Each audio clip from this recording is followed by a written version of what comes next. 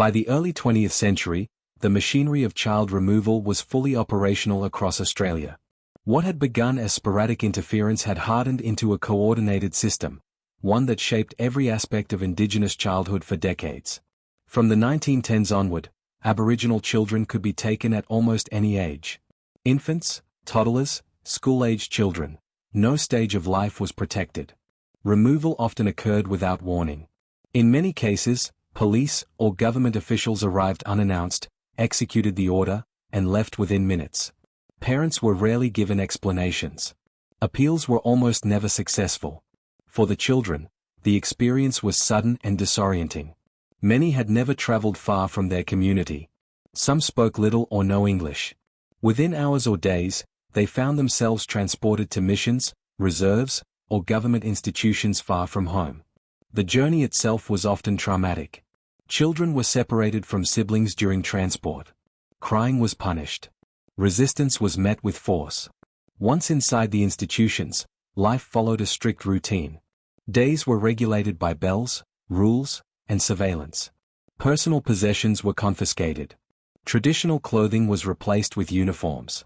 Hair was cut short. Names were sometimes changed or simplified. Language was one of the first casualties. Speaking Indigenous languages was forbidden and frequently punished. Children learned quickly that silence was safer than expression. Education inside these institutions was limited and deeply unequal.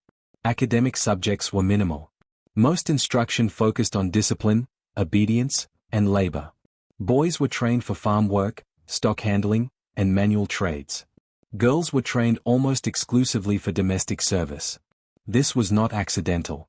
Government policy explicitly stated that Indigenous children were to be prepared for service roles within white society. The expectation was not advancement, but utility. Contact with family was restricted or eliminated entirely. Letters were censored or never delivered. Visits were rare and controlled. Many children grew up believing their families had abandoned them, a belief reinforced, sometimes deliberately, by staff. Punishment was severe and routine. Corporal punishment was common. Emotional neglect was pervasive. Affection was scarce. Yet the greatest harm was often psychological. Children were taught that their culture was inferior, that their families were incapable, that their identity was something to escape rather than preserve. Over time, many internalized these messages. By the 1920s and 1930s, this system had produced a generation of young people disconnected from language, land, and kinship. They were released into society as adolescents, often with no support, no family connections, and no sense of belonging. The policy claimed to offer protection and opportunity. In reality, it engineered isolation. This was life inside the system, not an unintended consequence, but the intended outcome of a policy designed to reshape Indigenous existence from childhood onward. As Indigenous children grew older inside institutions, their lives followed a path already decided for them. By the 1920s, removal was no longer only about childhood. It was about labor. Across Australia, governments expanded what they called the apprenticeship system. In practice, it was a system of forced work. Aboriginal children, often as young as 14, were sent out from institutions to work for white employers. Boys were placed on farms, stations, and rural properties.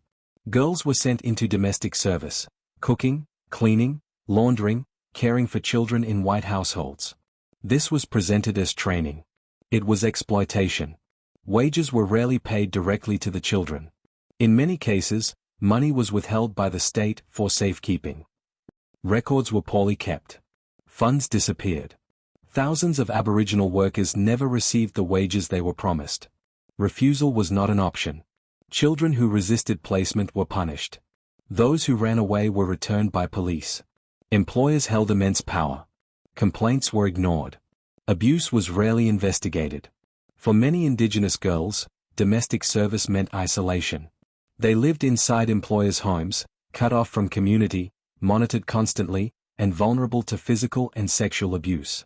Silence was enforced through fear of punishment, removal, or being sent back to an institution under harsher conditions. The system depended on obedience. Official reports from the period describe Indigenous workers as useful, trainable, and cheap. Their humanity is rarely mentioned. Their voices almost never appear. By the 1930s, this system had become economically convenient. Rural industries relied on indigenous labor supplied through government control. Churches and welfare bodies defended the practice as moral guidance. Politicians praised it as progress. But progress for whom? Children raised in institutions were released into adulthood with little education, no savings, and no support networks. They were expected to survive in a society that denied them equality, while being told they should be grateful. At the same time, policies of segregation hardened. Many indigenous people were confined to reserves. Movement required permits. Marriage required approval. Families were fractured across institutions, workplaces, and settlements. The emotional toll was profound. Many survivors later described a constant sense of fear of authority, fear of attachment, fear of identity. Love had been conditional. Home had been temporary. Trust had been punished. By the outbreak of the Second World War, thousands of Aboriginal children had passed through this system. Their lives were shaped not by chance, but by design. The state had not only removed children, it had controlled their futures. And still, the policy continued, largely unquestioned by the broader public. If this history is new to you, or if it challenges what you were taught, staying with the series helps keep these stories visible. Despite the power of the removal system, it was never total. Resistance existed at every level, quiet, dangerous, and often invisible. By the 1930s, Aboriginal families across Australia were acutely aware of the threat posed by government authorities. Parents hid children during inspections. Families moved frequently to avoid detection. Some communities established informal warning systems to alert others when officials were approaching. These acts were not symbolic. They carried real risk. Parents who resisted removal could be fined, imprisoned, or have rations withheld. Children who were hidden and later discovered were often punished more harshly. Still, families continued to resist, because the alternative was loss. Inside institutions, resistance took different forms. Children ran away, sometimes repeatedly. Others refused to speak, refused to work, or deliberately broke rules despite punishment. Small acts of defiance became ways of preserving identity.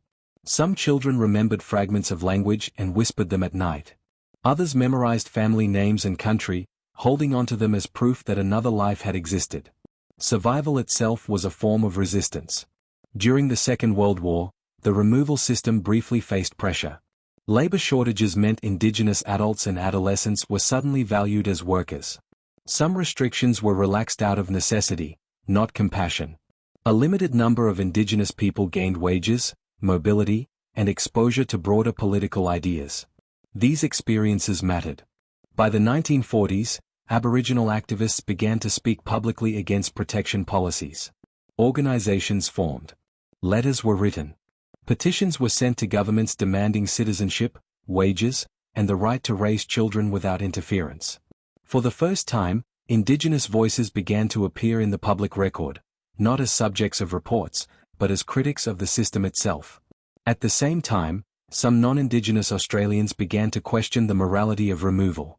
Journalists documented conditions inside institutions. Church members raised concerns. A small number of officials admitted that the policy was causing harm. These cracks were narrow, but they existed. Still, for the majority of Indigenous families, daily life remained controlled. Children continued to be removed. Wages continued to be withheld. Families remained separated across reserves, institutions, and workplaces. What changed was awareness. By the late 1940s, the language of outright racial superiority was becoming harder to defend internationally. Australia faced growing scrutiny over its treatment of Indigenous people. Assimilation would soon be reframed, not as segregation, but as integration. The system would adapt. But it would not disappear. For those who lived through removal, the damage was already done. Childhoods had been fragmented. Identities disrupted. Family connections severed across decades. Yet survival endured.